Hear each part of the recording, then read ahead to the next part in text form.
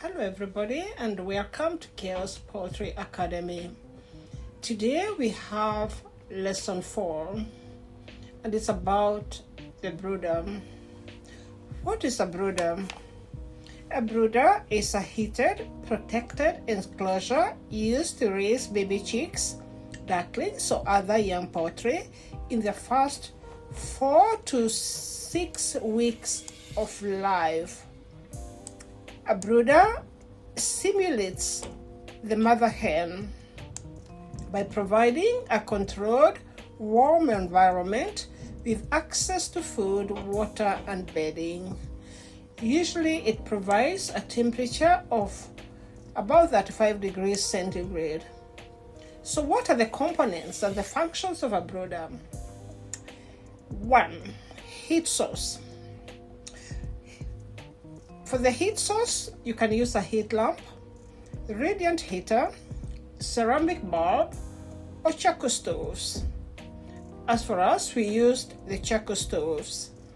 These are essential as chicks cannot regulate their own body temperature at this age because they don't have feathers. And therefore, that's why we have to provide this extra heat. Number 2, enclosure. This is a container with high sides to prevent, escape, and protect from the drafts. As for us, we built this container with the plywood. So we took plywood, which was easier to bend into a circle, and then we stapled it, or we used some metal hooks. You can use some pegs or something strong to catch them together, to put them together so that it becomes a circle. In this way, then you don't have those sharp corners where the chicks can go and die, when they move together.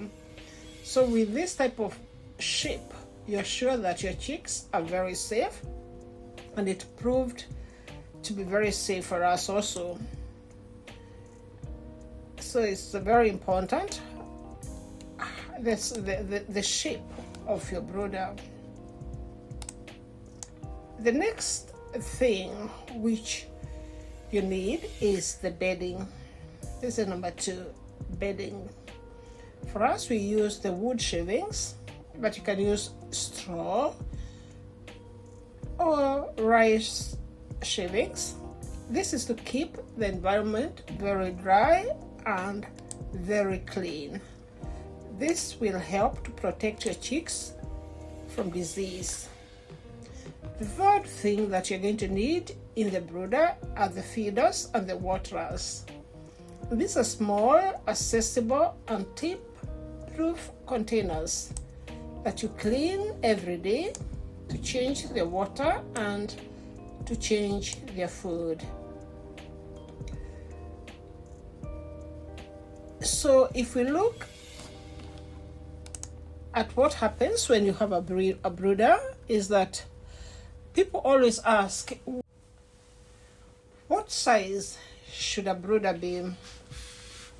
Ideally, brooders should be very cozy. That means that the chicks should feel very nice and comfortable in them, and should begin with and become bigger as the chicks grow. Therefore, you need to have a material that you can expand. And the plywood is one of those materials that you could actually expand by just adding more plywood and keeping it round. New chicks need about 15 centimeters of space each. By the time the chicks are 4 weeks old, they should have double or triple that amount of room. So when you're making your brooder, you should have more space on the side to increase as they get older. For us, what we did is that we joined the 2 brooders together to become one big circle. So the whole space was a brooder. Regardless of the size of the brooder, chicks should always have room to move away from the heat source if they become too hot. It is also important to avoid overcrowding. For new chicks, a large brooder may be intimidating or prevent them from finding food and water. If the chicks wander away from the heat source, they may not be able to find their way back when it gets cold, or especially at night. And large brooders are very hard to heat effectively. If chicks become chilled, they can easily fall ill or die. For us, we had to use 2 different sources of heat to contain the heat in our big, wide brooders. This is because we had charcoal stoves that take a bit of time before you light them, or before you let out the smoke, and therefore we had charcoal stoves, and then we had the infrared bulbs. So when you are preparing the charcoal stoves, you put the infrared bulbs, and when the charcoal stoves come and the heat gets over 35, then you switch off the bulbs. So this was a very good way of regulating the temperature in the brooder. At the same time, of course, you must have thermometers to be able to check the temperatures all the time. When chicks are older and more confident, a larger brooder is beneficial. Exploring provides amusement for them.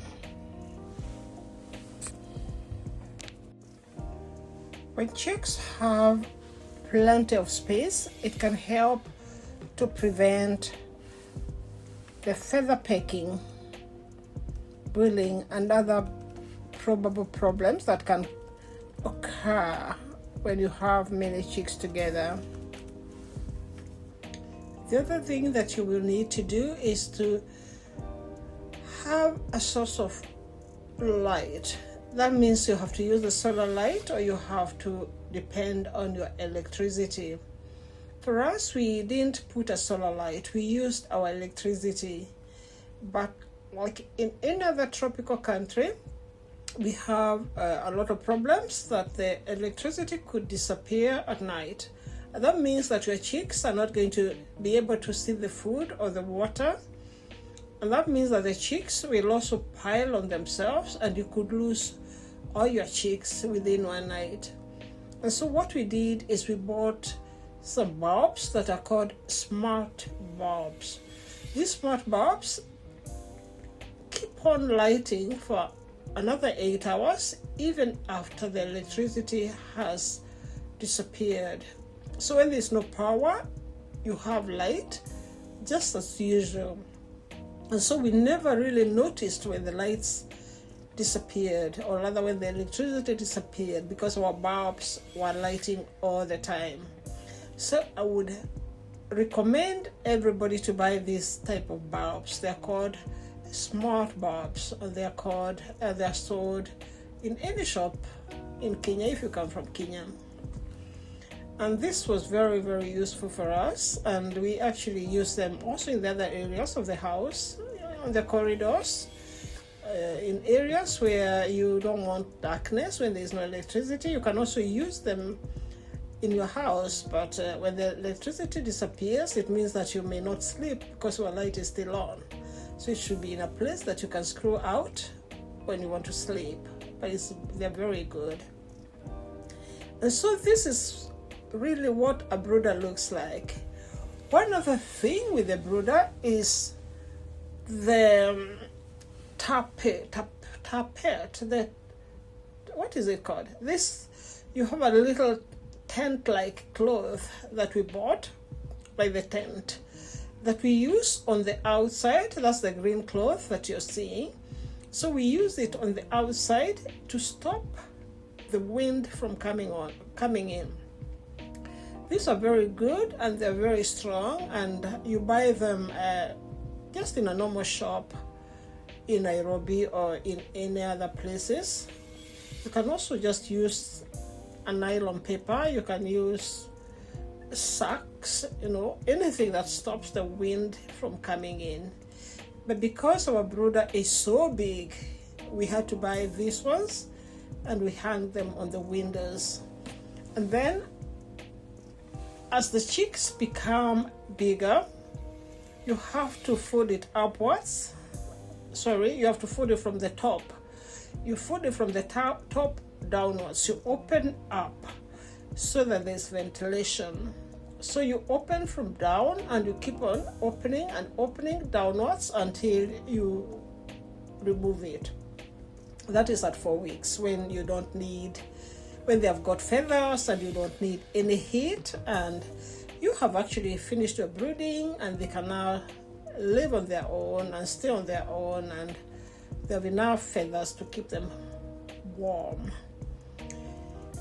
So all this you need to prepare before you bring in your baby chicks. Today was lesson 4 on brooding. The next lesson will be lesson 5, and we shall be looking at what you should prepare about 3 days before your chicks arrive to the day your chick arrive. This is what we shall be looking at in our next lesson. Thank you so much, and I hope you've enjoyed our lesson, and see you next time. Thank you. Bye bye.